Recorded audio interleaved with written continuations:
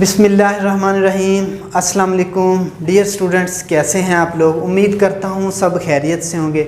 Dear students, constitutional law में आज का हमारा जो टॉपिक है वो यूके कॉन्स्टिट्यूशन। हम ब्रिटिश कॉन्स्टिट्यूशन के जो साइलेंट फ़ीचर्स हैं, जो नुमायाँ खसूसियात हैं, जो बेसिक फ़ीचर्स हैं, आज हम इनको डिस्कस करेंगे। डियर स्टूडेंट्स, ये ना सिर्फ हमारे लॉ के स्टूडेंट्स के लिए बल्कि जो डिफरेंट कॉम्पिटिटिव एग्ज़ाम्स हैं, जुडिशरी का है या दूसरे कॉम्पिटिटिव एग्ज़ाम्स हैं, उसमें जो कॉन्स्टिट्यूशनल लॉ का पेपर होता है उसमें ये एक इम्पोर्टेंट टॉपिक है और अक्सर ये पूछा जाता है। तो dear students, let us start our topic.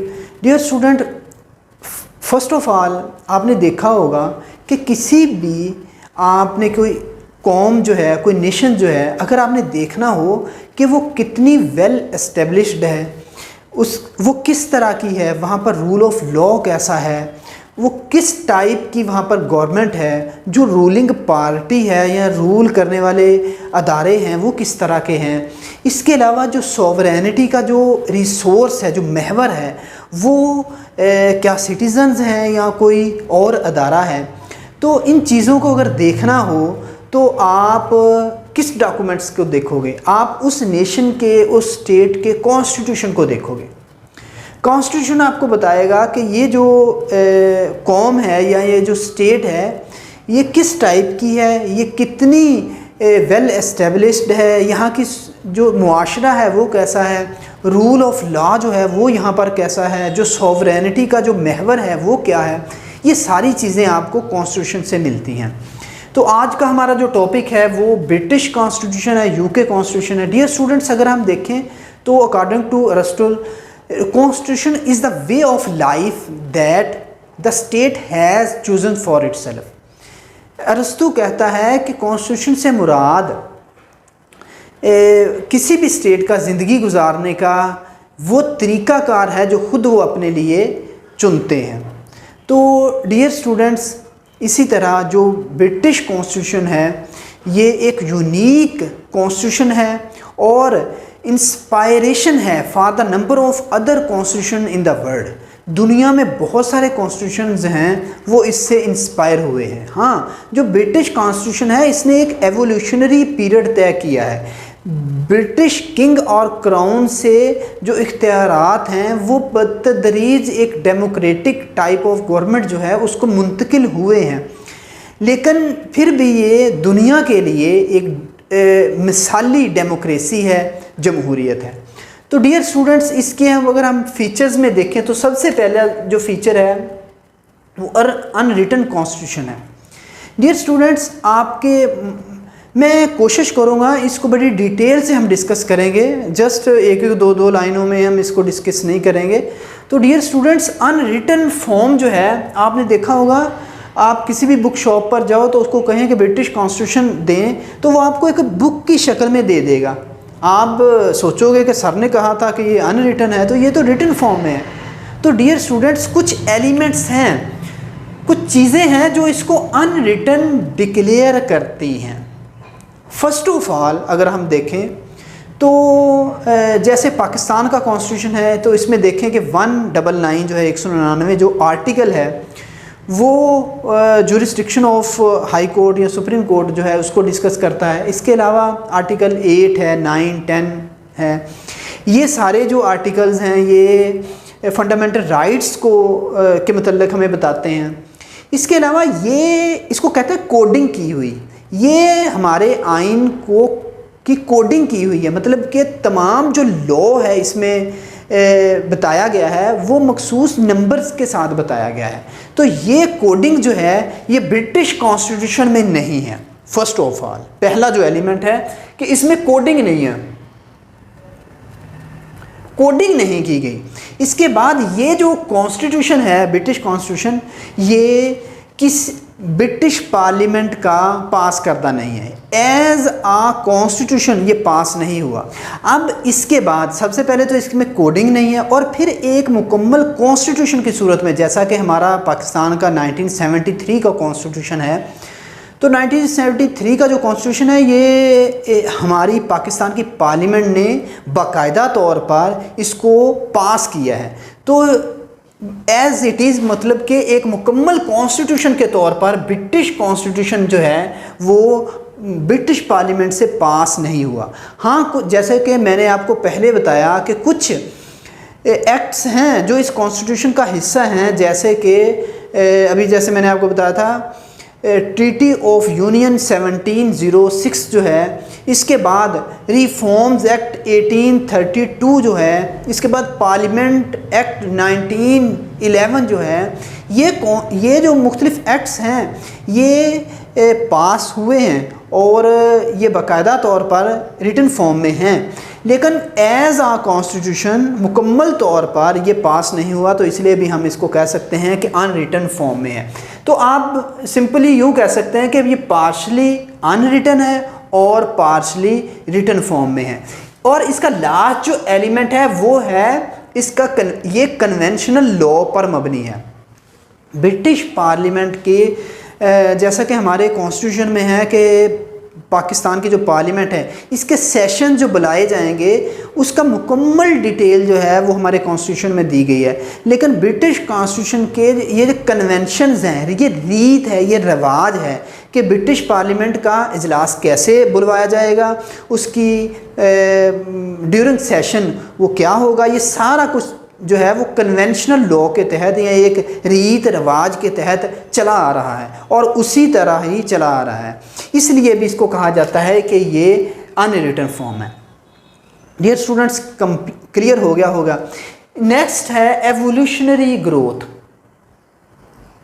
Actually British जो कॉन्स्टिट्यूशन है, जो ब्रिटिश कॉन्स्टिट्यूशन है, is a result of an evolutionary growth. Actually conscious efforts as well as the need of time shaped it growth।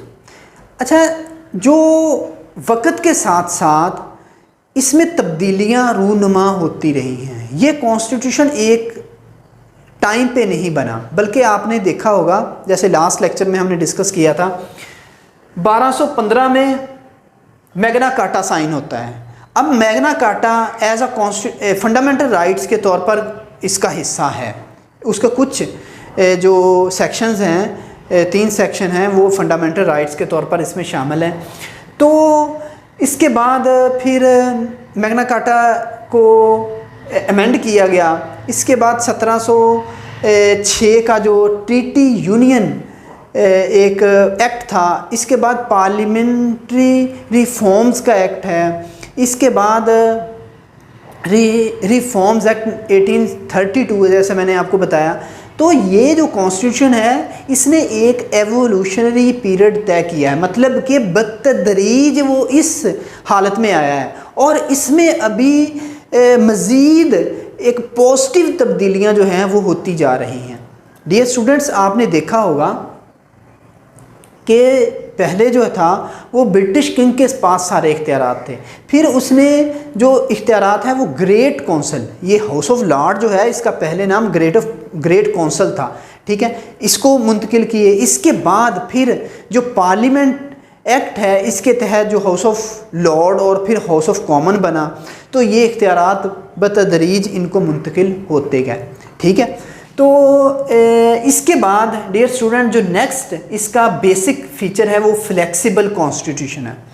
अब dear students यहाँ पर मैं आपको एक पैरामीटर बताता हूँ जिस पर आप देख सकते हैं कि ये कॉन्स्टिट्यूशन फ्लेक्सिबल कॉन्स्टिट्यूशन है या फिर ये रिजिड कॉन्स्टिट्यूशन है। ये रिजिडिटी जानने का एक सादा सा फार्मूला है। आपने देखना है कि किसी भी मुल्क के कॉन्स्टिट्यूशन में तरमीम या उस मुल्क में जो नया कानून बनाना, नई लेजिस्लेशन या फिर जो अमेंडमेंट है उसका प्रोसीजर क्या है। अगर तो वो सिंपल मेजॉरिटी से वो पास होता है पार्लियामेंट से, तो इट मीन्स कि ये फ्लेक्सिबल कॉन्स्टिट्यूशन है। अगर वो 2/3 से या इससे ज़ायद जो से होता है, पास होता है, तो वो कॉन्स्टिट्यूशन जो है वो रिजिड कॉन्स्टिट्यूशन है। नंबर फर्स्ट एलिमेंट, ठीक है, ये पहला एलिमेंट है कि आपने देखना है कि वो सिंपल मेजॉरिटी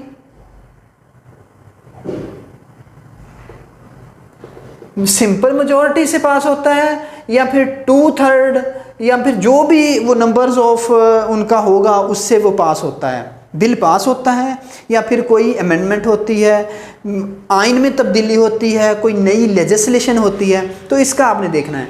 ये है फर्स्ट एलिमेंट। इसके बाद जो प्रोसीजर है, जो प्रोसीजर अडॉप्ट किया जाता है किसी भी कॉन्स्टिट्यूशन में किसी बिल के पास करवाने के लिए, वो प्रोसीजर कैसा है।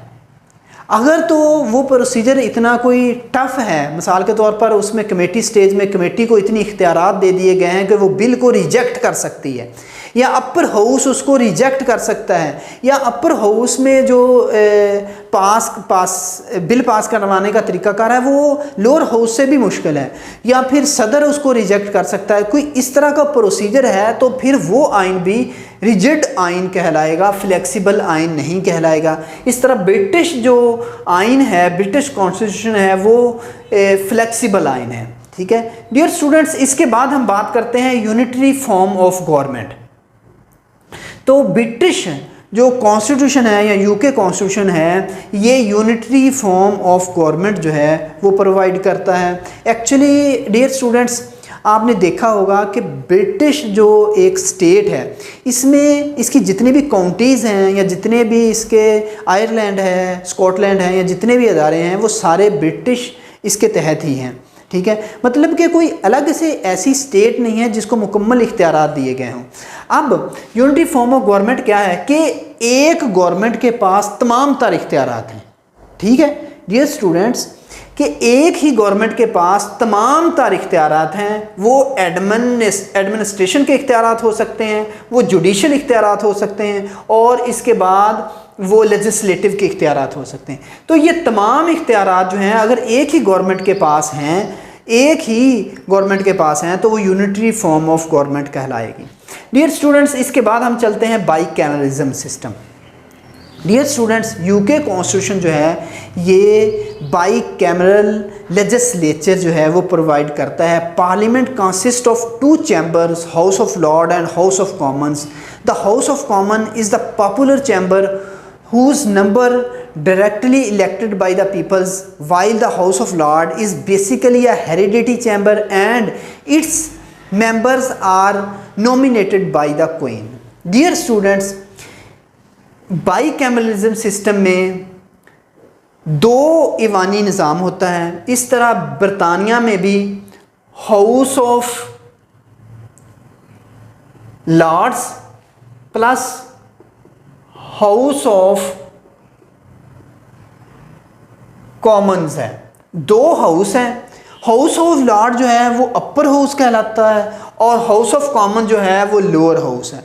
लोअर हाउस जो है वो डायरेक्टली इलेक्टेड है सिटीजन से, सिटीजन डायरेक्ट इलेक्ट करते हैं उनको, और हाउस ऑफ कॉमन लॉर्ड जो है वो इसके मेंबर्स जो हैं वो नॉमिनेट होते हैं बाय किंग और क्वीन जो है वो इनको नॉमिनेट करती है। ठीक है, तो ये एक हेरिडिटी चैम्बर है। हाउस ऑफ लॉर्ड जो है ये एक हेरिडिटी चैम्बर है। इस चैम्बर के जितने मेंबर्स हैं ये नॉमिनेट होते हैं, ये सिलेक्ट होते हैं। ठीक है, और हाउस ऑफ कॉमन के मेंबर्स जो हैं वो इलेक्ट होते हैं by the citizens of state. Dear students, इससे नेक्स्ट चलते हैं supremacy of the parliament. Parliament को मुकम्मल सुपरमेसी हासिल है। ठीक है, पार्लियामेंट, ब्रिटिश पार्लियामेंट जो है वो सुप्रीम अदारा है। According to de Lolme, British parliament can do everything to except to make a man into a woman. Professor de Lolme कहते हैं कि जो ब्रिटिश पार्लियामेंट है ये तमाम सब कुछ कर सकती है, सिर्फ मर्द को औरत और औरत को मर्द करार या नहीं दे सकती या नहीं बना सकती। तो डियर स्टूडेंट्स, इसके अलावा जो ब्रिटिश पार्लियामेंट के बनाए हुए कवानीन हैं इस पर जुडिशियल रिव्यू जो है,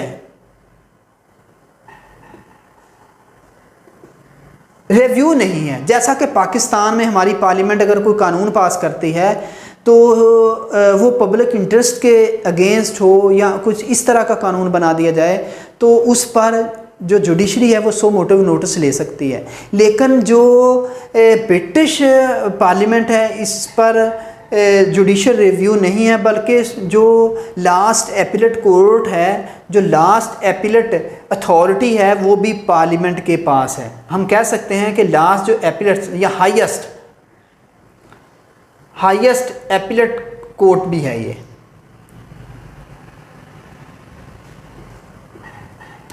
एपिलेट कोर्ट भी है। ठीक है डियर स्टूडेंट, नेक्स्ट चलते हैं। इसके बाद मोनार्की। जो ब्रिटिश कॉन्स्टिट्यूशन है ये एक बड़ा खूबसूरत कम्बिनेशन है डेमोक्रेसी का और किंगशिप का। ठीक है, तो हम इसको कह सकते हैं कि ये एक बेहतरीन कम्बिनेशन है जिसमें बादशाहत भी है, जिसमें डेमोक्रेसी भी है। इसके बाद हम चलते हैं contrast in theory and practice. Dear students, actually जो ब्रिटिश कॉन्स्टिट्यूशन है या ब्रिटिश लॉ जो है, ये रूल ऑफ लॉ जो है, वो तो कहता है, जो रूल ऑफ लॉ है वो तो कहता है कि तमाम तर इख्तियारात जो हैं वो किंग और क्वीन के पास हैं। ठीक है, वो किंग और क्वीन के पास हैं, लेकिन तमाम तर इख्तियारात जो हैं वो ब्रिटिश पार्लियामेंट यूज़ करती हैं, या यूँ कह लें कि हाउस ऑफ कॉमन यूज़ करता है, या ब्रिटिश जो प्राइम मिनिस्टर है उसकी कैबिनेट यूज़ करती है। तो ये एक वाज़े कॉन्ट्रास्ट है between theory and practice. Practice कुछ और है और थ्योरी जो कुछ है। थ्योरी तो कहती है कि ब्रिटिश जो तमाम तर इख्तियारात का मंबा है वो किंग और क्वीन है, लेकिन प्रैक्टिकली किंग और क्वीन जो है वो एक सिग्नेचर मशीन है और इसके अलावा कुछ भी नहीं है, नॉमिनल हेड है ऑफ द स्टेट। ठीक है डियर स्टूडेंट। इसके बाद dear students, independent of judiciary. Judiciary एक मुकम्मल आज़ाद अदारा है। इसके बाद रूल ऑफ लॉ है। Actually the principle of rule of law may be define as that none of person is above or below the law, all the persons are equal in the eye of law। तमाम लोग जो हैं वो किसी भी शुबह ज़िंदगी से ताल्लुक़ रखते हों वो इक्वल हैं, कानून की नज़र में वो बराबर हैं, कोई भी लॉ से अबव नहीं है, कोई भी लॉ से बिलो नहीं है। डियर स्टूडेंट्स, इसके बाद हम बात करते हैं फंडामेंटल राइट्स की। तो डियर स्टूडेंट्स, ब्रिटिश जो कॉन्स्टिट्यूशन है इसमें फंडामेंटल राइट्स की कोई लिस्ट नहीं दी गई। ठीक है, तो in written form British constitution में जो फंडामेंटल राइट्स हैं वो कोई भी लिस्ट नहीं है।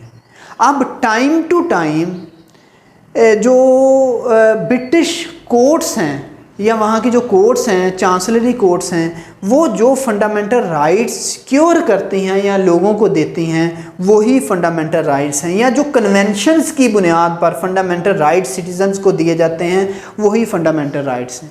और इसके अलावा जो मैग्ना कार्टा है या बिल ऑफ राइट्स है, या बिल ऑफ राइट्स जो है, इसके तहत जो कवानीन, जो राइट्स सिटीजन्स को दिए जाते हैं वही राइट्स फंडामेंटल राइट्स हैं। इसके बाद डियर स्टूडेंट कन्वेंशंस हैं।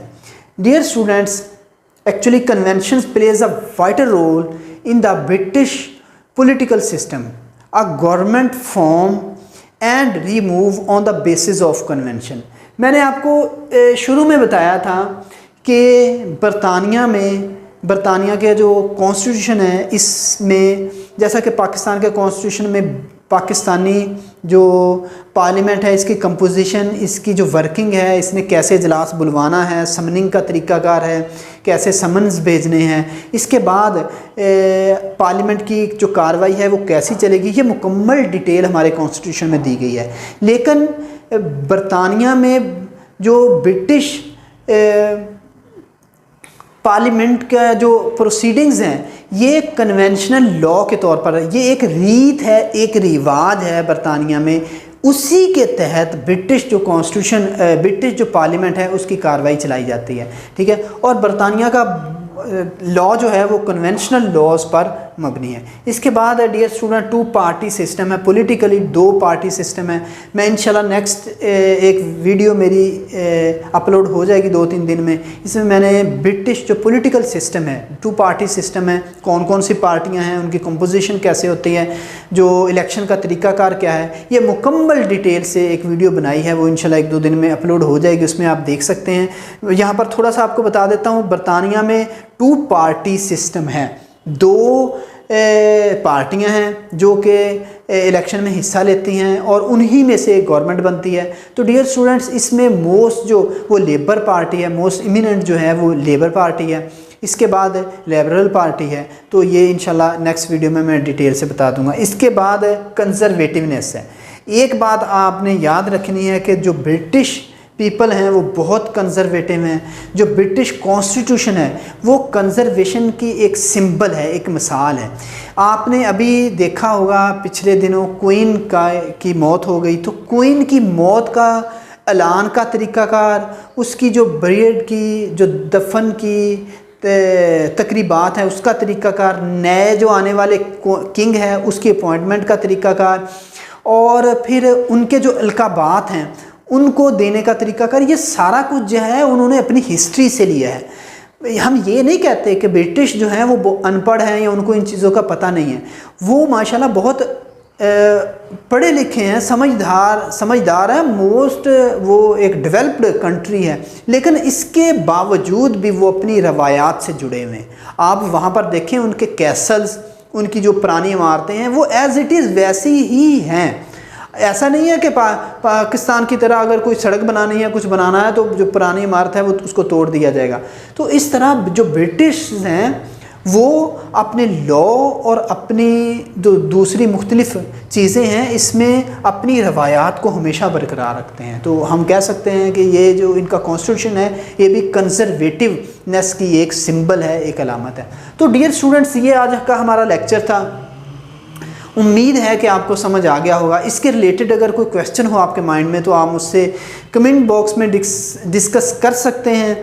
अपना बहुत सारा ख्याल रखिएगा, दुआ में याद रखिएगा। अल्लाह हाफिज़।